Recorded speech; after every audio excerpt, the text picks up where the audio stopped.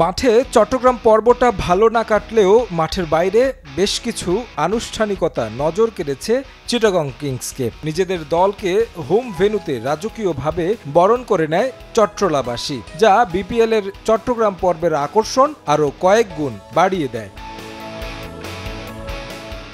সমাপ্ত হয়েছে বিপিএল এর চট্টগ্রাম পর্ব।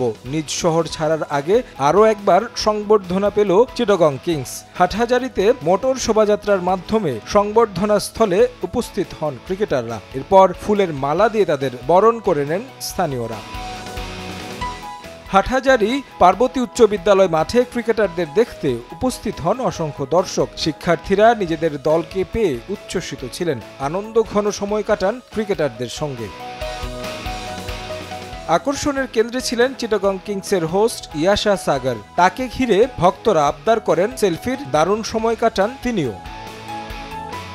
হাটহাজারী উপজেলা প্রশাসনের পক্ষ থেকে প্রেস দিয়ে দলকে সংবর্ধনা দেন মোহাম্মদ মশিউজ্জামান। ক্রিকেটাররাও স্কুলের শিক্ষার্থীদের সঙ্গে মিশে বেশ উচ্ছ্বসিত সময় কাটান, যেন সবাই ফিরে যান শৈশবে।